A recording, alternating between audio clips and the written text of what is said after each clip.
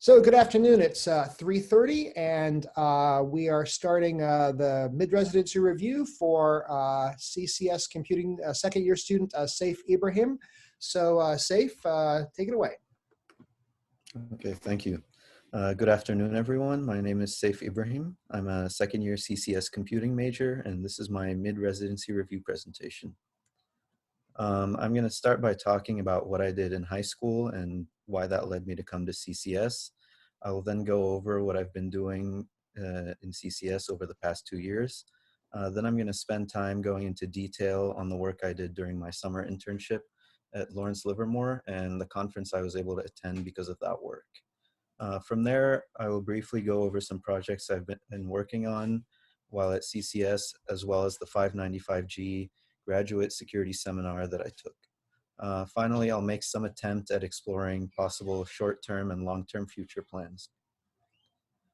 Okay, so during my time at Albany High School, I participated in a number of STEM-related clubs and activities. These included being president of my high school robotics team, as well as participating in various math and programming competitions. Pictured here is our robotics team and the software award we won at a regional UC Berkeley robotics competition for our robots autonomous code, a lot of which I was responsible for writing.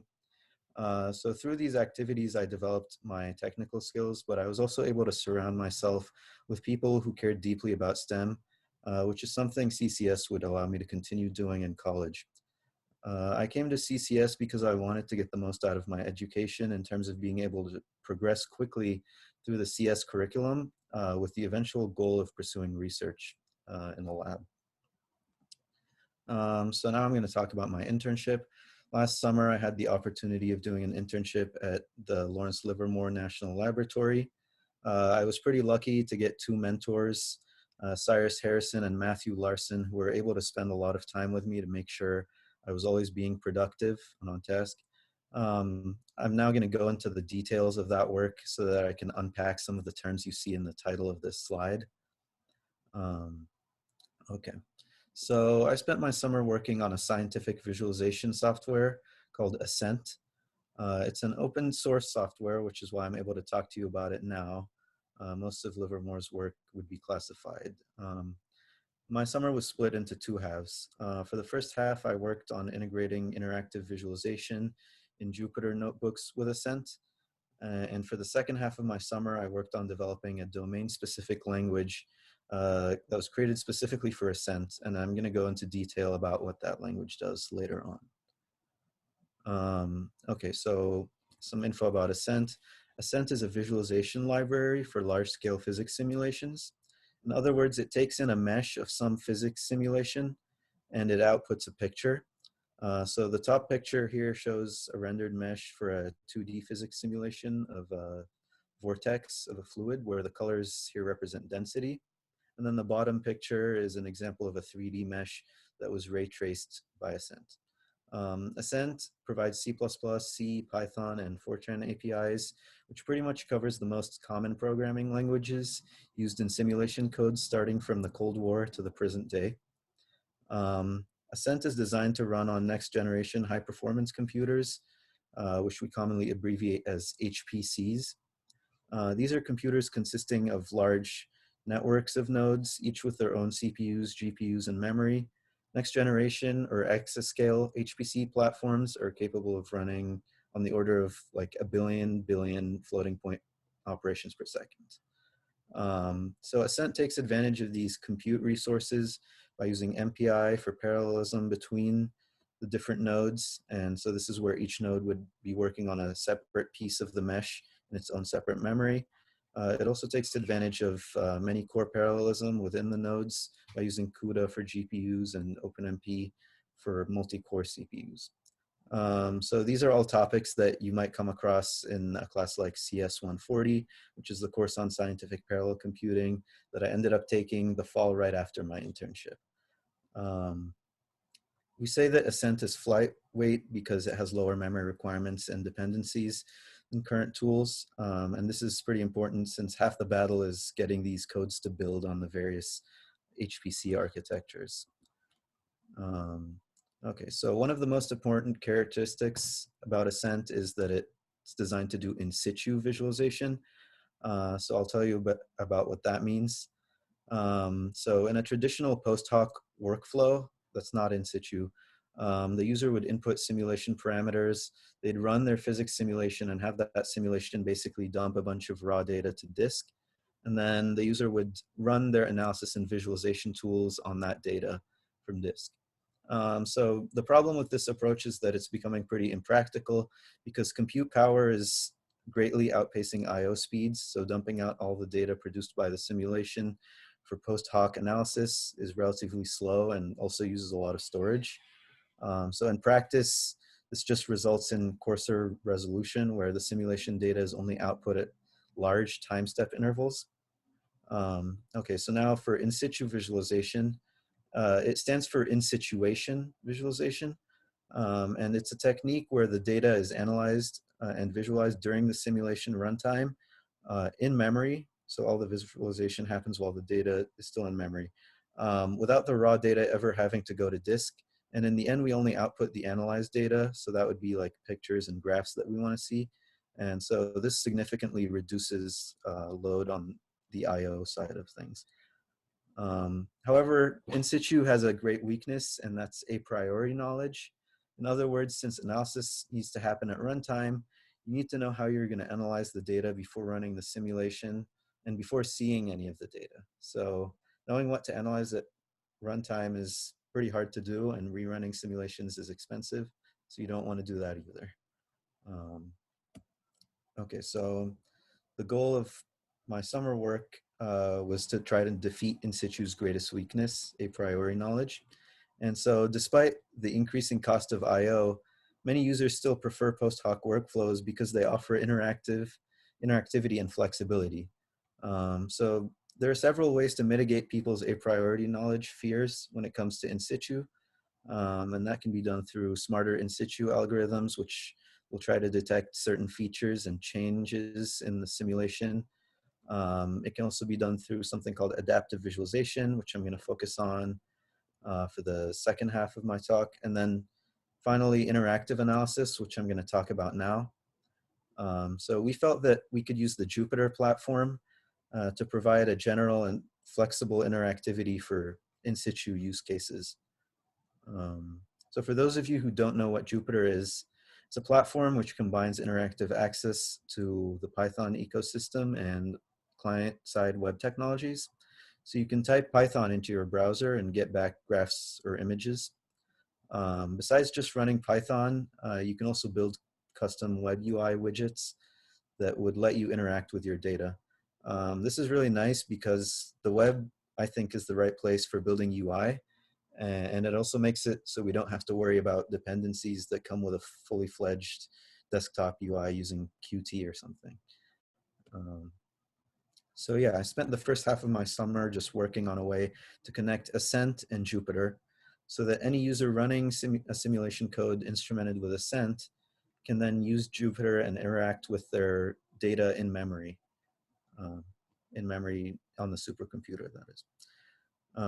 So can we enhance Ascent to support this? The answer is yes. So in doing this, we faced a number of challenges. The first of which had to do with security. At Livermore, a lot of the physics simulation work is classified, so the lab requires that all connections to the supercomputers be encrypted. And in our case, this means that the connection between Jupyter and the instance of Ascent running on the supercomputers must be secure. The problem is that the messaging protocols used in Jupyter are actually really complex and open a number of insecure sockets. Another issue is the complexity of combining the distributed system design of Jupyter with distributed memory applications that are running on many different compute nodes on the supercomputer. So we have this thing called the bridge kernel that helps address those issues. And then another issue is how do we make it easy for simulation code developers to connect their simulation data to Jupyter? And this is essentially just a data representation and API problem. If your simulation code is instrumented with Ascent and its conduit format, we want to give you Jupyter for free, basically. Uh, okay, so the bridge kernel was written by Lawrence Livermore employee Tom Stitt, first in C++ and then in Python, and then I forked the Python version and modified it to work with Ascent. And with this bridge kernel strategy, any application or library, such as Ascent, that provides a Python interpreter can connect to Jupyter. Um, okay, so in order to understand exactly what the bridge kernel is, it's important to realize that Jupyter works by running a local server, which in this diagram is called the bridge kernel client. And that's responsible for running all the logic that the user types into the browser. So it gets sent to the kernel, it gets run there, and then the output gets sent back to the browser. So this is where all the Python actually runs. So the bridge kernel client is a proper Jupyter Python kernel. It acts like a server to the web browser, which then connects to it. But we also, in our construct here, we turn it into a client, which talks to the bridge kernel server that sits on the supercomputer, and it talks over a single socket connection that we make sure is secure. Um, the bridge kernel server only depends on a basic Python interpreter and MPI for Pi, which I'm going to go over more in the next slide. And this client server design also allows us to use different Python stacks for the client and server portions. So you never have to actually install Jupyter on your supercomputer. And this flexibility is pretty critical for deployment in HPC environments. Um, yeah, so to give you an overview of how the bridge kernel works, we would run a simulation with Ascent on the supercomputer. There, Ascent launches the MPI-enabled bridge kernel server on one of the supercomputer's nodes. That's the MPI task 0 there. We then launch the bridge kernel client on our local computer, or if we're using the Jupyter Hub cloud for collaboration, the client would be stored there. And then we connect the client to our web browser, normally using the regular Jupyter sockets. And then commands go from the web browser to the bridge kernel client, and then they go through the secure socket connection to the supercomputer's 0th node. From there, the 0th node can issue an MPI broadcast to the rest of the nodes in order to do whatever analysis or visualization it needs to do in parallel. And then the analyzed data, so that would be like an image, gets sent back to this 0th task, and that goes back through the secure connection, back to the client, and then finally to the user's browser. One drawback I found with this design is that creating UI for it can get really complicated when you're thinking about how to relay information across these multiple connections. Yeah, so when Jupyter is integrated into Ascent, all the user has to do is just tell Ascent that they want to extract the data to Jupyter, and it's going to launch that bridge kernel server that you saw in the last slide. And here you can see an example of a histogram of some simulation data that was created using MPI over at the supercomputer. Then it was sent back to Jupyter for display in the user's browser. And so thus, Ascent's Jupyter extract enables users to interact with their in-memory simulation data using Python. So then there's another way users are able to interact with the simulation, and that's via these custom widgets that I can build in Jupyter. And so on the right, you see a picture of the trackball UI widget, which is a demo I made for a custom UI in Jupyter, and it lets users click and drag to rotate this WebGL cube in the browser to set the camera position and angle. Then it sends the info from that to Ascent, and it comes back with an image that was ray traced on the supercomputer that you can see here. And then once the user likes the camera position and the angle, they can save an actions file, which tells Ascent that they want to continue outputting pictures from that angle. They can then kick off the simulation and monitor the results and tweak it as necessary. So a task like setting camera position is really hard to anticipate and also hard to do manually. You'd have to set like X, Y, Z, pitch, yaw, whatever, like all that kind of stuff. So we thought this would be a good demo of something that is made a lot easier when users have interactive access to their simulation. So just to recap the work from the first half of my summer, Jupyter provides interactivity, so users get feedback in situ and they can adjust the analysis and extraction methods or even predict simulation failure. Um, Interactive in situ data visualization and analysis avoids all the unnecessary I/O. And we made sure that this is deployable for HPC use cases. So all communication is authenticated and encrypted. The design allows us to decouple our analysis tools from the simulation code, which is pretty necessary. And then this is also compatible with the Jupyter Hub multi-user ecosystem for sharing and collaborating on analysis with Jupyter notebooks. So here's a picture of my mentor, Cyrus Harrison. He began working on Ascent about 7 years ago. And 7 years later, Jupyter is finally in our grasp. So that concludes the first half of my summer. On to the second half, which is the expressions language. It's a domain-specific language created specifically for Ascent. I was tasked with coming up with a better name, but I have yet to do so for it, so it's just called the expressions language. So the expressions language has two main purposes, which are data summarization and adaptive visualization.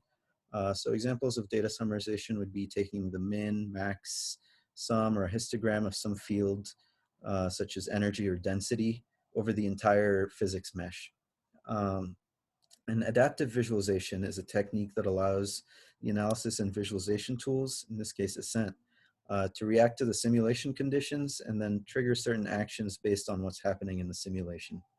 To understand why this is important, we need to realize that it's often the case that scientists only care about seeing some small portion of the data that they find interesting. So let's say we're only interested in how the simulation looks when it hits its peak energy. We can see that if the peak is very sharp, we would have to keep outputting images on a very fine grain timescale. So that would be like every 10 cycles. In practice, this is pretty slow and inefficient. So we settle for a coarse grain timescale of about, say, 100 cycles. But when we do this, we end up missing the big hypothetical Yeti at the top of the mountain, which is what we were after all along. So with adaptive visualization, we can wait until the energy crosses a certain threshold, then we can slow down and start dumping out images, say every 5 cycles. And then once it goes below the threshold, we speed up and we only dump them out every 100 cycles. So this just saves us from having to do a lot of unnecessary work, and in the end, just to see a small part of it. So that's adaptive visualization. So a little bit about the expressions language. It implements a custom grammar that is inspired by Python. We use Flex and Bison to generate a parser and lexer that then produce an abstract syntax tree. All of this is very much stuff you might learn about in CS 160, which is the compilers course I'm currently taking. But I had to figure out a lot of this stuff during the summer. So from the abstract syntax tree, we assemble a data flow network. You can think of that as like a DAG, a directed acyclic graph that just breaks down the expression into nodes with dependencies between them so that the expression can be executed in parallel using NPI or something like that. And so these expressions operate on meshes that are structured using Ascent's conduit format. And this follows how we use data flow networks to execute all other visualization operations in Ascent. So while developing the language, I actually spent a lot of time writing documentation for my work, which was something I'd never done before to a great extent. And I found that it really helped me get a better understanding of my own work. And you can see an image of that on the left here. And on the right is an example of using these triggers I was talking about earlier to do adaptive visualization. And so in this example, you only start outputting pictures once the derivative in pressure crosses a certain threshold. And below that, you can see some more complex examples of how these operations can be composed. These are just Google tests. And so this example is like you're trying to find the value of a field for which the CDF is at 0.1875, for example. Um, and that has various uses.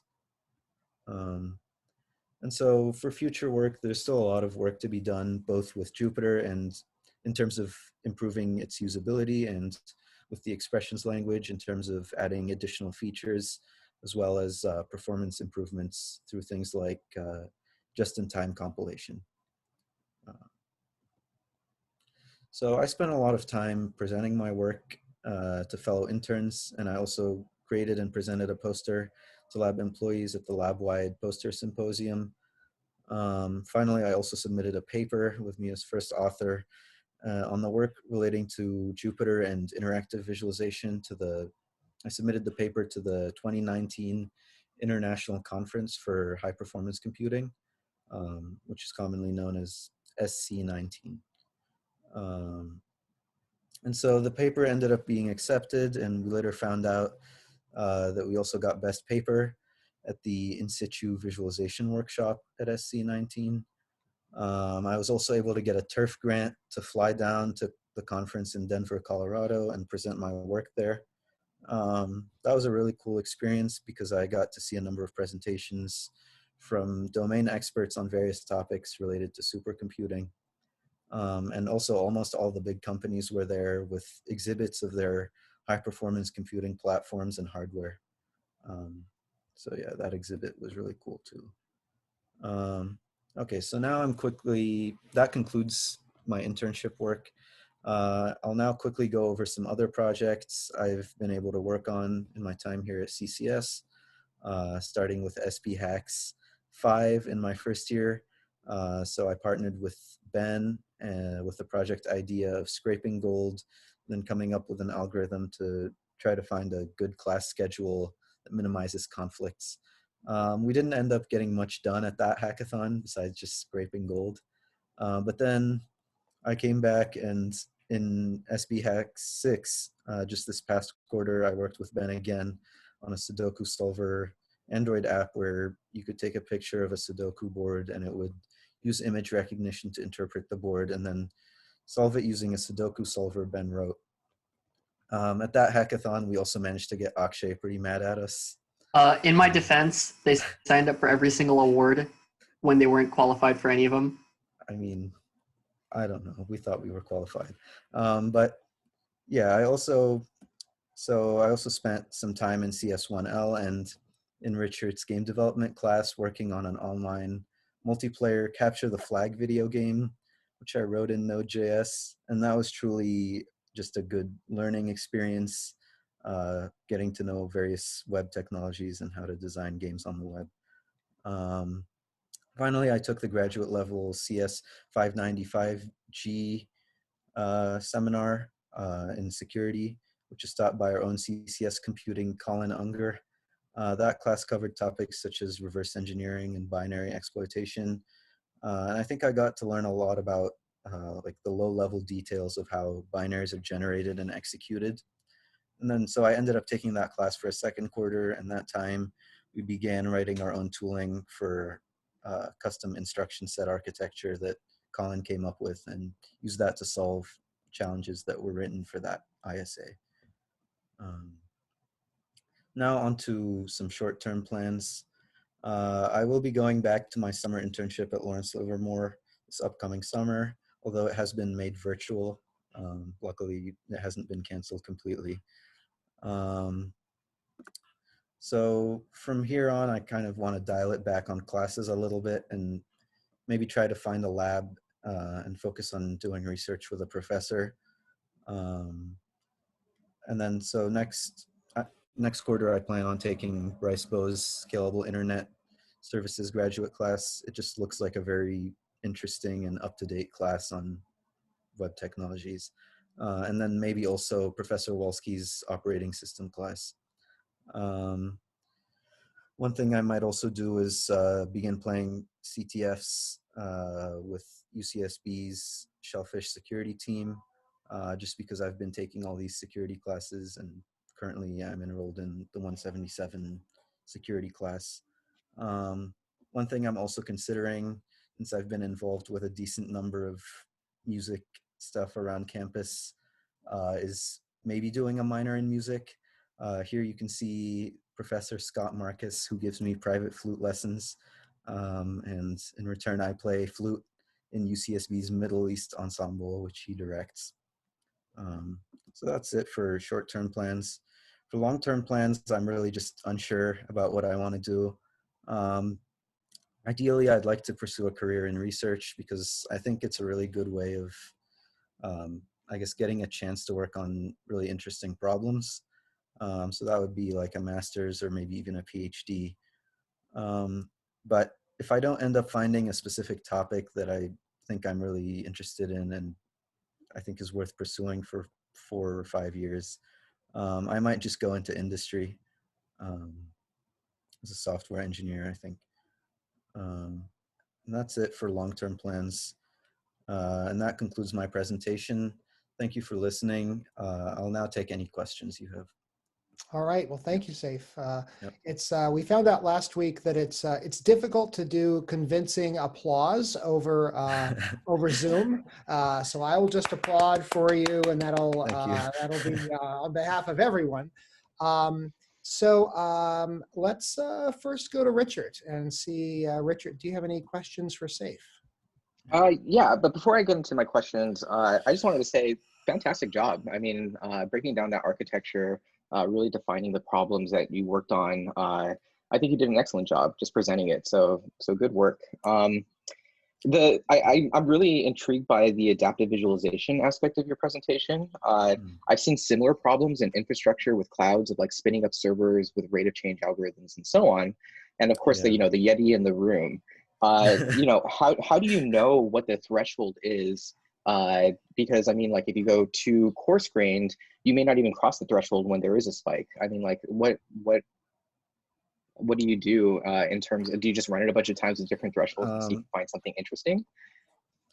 Yeah, so I guess for the adaptive visualization stuff, it's kind of like, it's not doing any smart AI or machine learning stuff or anything like, or like feature detection. That's kind of different. This is just like the user would specify, okay, if I go above an energy level of 15, I want to output a picture. And so something like that, you can actually check a lot. Like it's just the overhead of actually outputting and running your entire like visualization and analysis suite that you don't want to have to do every time. So this is just like, this would be like a quick reduce operation over like the entire mesh. And so my understanding is that like you can probably run something like that just to get like this energy graph, and it wouldn't be very expensive. Got it. Yeah, that makes sense. Yeah. I guess I have one more question, or do you want to go, Phil? Oh, sorry, my audio's cutting out. Go ahead. Go ahead. Yeah. Okay, so it was more about the entire infrastructure with the Livermore's high performance computer and Jupyter notebook. And forgive me, I'm not very knowledgeable about Jupyter notebook, except that I know it exists in kind of the main features. So I know that you said that you needed to make the connections, encrypted and secure between the Jupyter Notebook cloud and then also the high performance computer, right, in order to run your simulations. I guess my question was, were there any concerns about security, about just having your work on the cloud in general? Because I would assume that would be a major security point, but I think that most companies, for example, use Google Drive and Google Docs, and it's kind of the same question. So I mean, Jupyter Cloud isn't managed by Livermore, I would assume. So that's kind of like what first of all, like where was there any security concerns about that? And then, was that going to be detrimental to the project? Yeah, so Livermore kind of likes to have control over everything. So Jupyter does have its own like Jupyter Hub cloud thing, but they also have it so that you can like have your own instance of Jupyter Hub, so that it's not, so that it would be like internal to Livermore. And so then we don't have to go through some third-party cloud.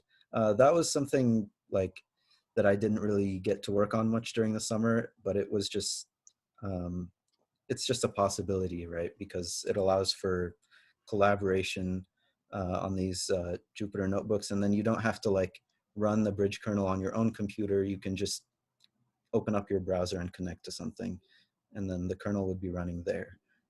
Got it. Okay, Yeah. that makes sense. That was just more curiosity than anything else. Yeah. Cool. Well, thank you. They definitely make a huge deal out of all this. Like this presentation had to get cleared, and the press number and all that is like that had to happen. Gotcha. Yeah. So following up on that, and still on the same slide, the word kernel can be used in different ways. Sometimes kernel is specifically meaning the operating system kernel, for example, in a Unix implementation.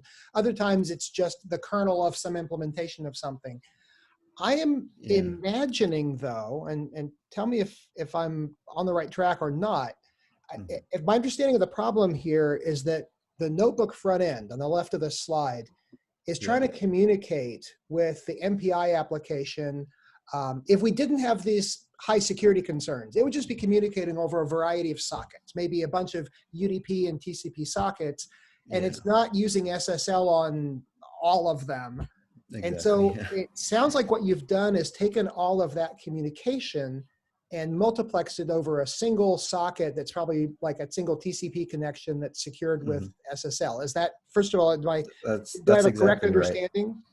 Yeah, that's exactly right. So we take all of these connections, we wait until we try to find a point where they get condensed into kind of this bridge kernel over here, then we just have one connection that we can secure. Yeah. So is the bridge kernel actually kind of simulating the socket API to the Jupyter? I mean, is it essentially functioning as a replacement for the Unix kernel that would be providing the socket API for all these UDP and TCP sockets to the Jupyter notebook front end? Is it?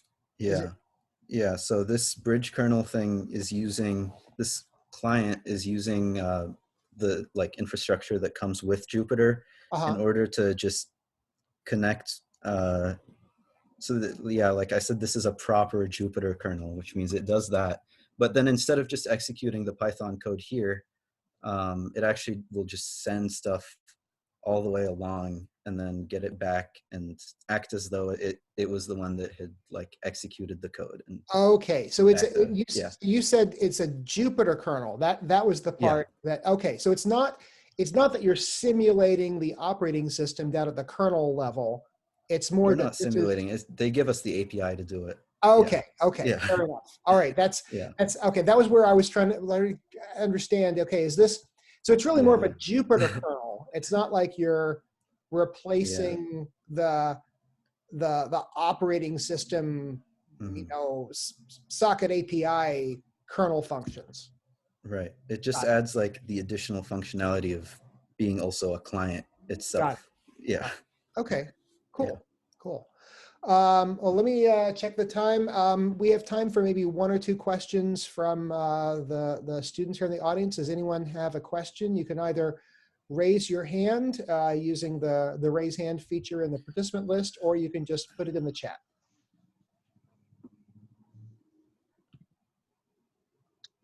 I know that was probably pretty dense, but it took me like a month just to understand everything that was going on here during my internship. So, yeah. Well, I guess I'll ask one more question. Okay. As Adam has his hand raised. Oh, sorry, someone has a hand raised? I didn't see it. Yeah. Oh, I'm sorry. I had scrolled down. Sorry, Adam, go ahead. Okay. Yeah. So, Seif, well done. Good presentation. I like it. It looks like you did a lot of stuff. You did a lot of really technical stuff as well. I'm curious what you thought was some of the most enriching things that you've done in like since you started like CCS, or maybe even before that when you were in high school doing robotics, et cetera, et cetera. So what did you find like, that helped you learn CS quite a bit, or any particular topic that you're like really interested in that you found? Yeah, I don't know. I just kind of, if the problem is interesting, I can kind of get carried away in working on it. And so this was like a case of where just I was allowed to work on a lot of the the sort of cool stuff, and a lot of the details and stuff like that were handled by my mentors for me. And so I don't know, I guess it just seemed like a really interesting problem. So it was pretty easy for me to spend a lot of time working on it. And I'd say like the internship isn't only about doing a lot of technical stuff, but I did spend a lot of time coding compared to like many other people. So I think that was just, it came from like being a problem that was interesting to me. Yeah. Okay. Yeah. Okay, thank you, Adam. Anyone else want to ask a question?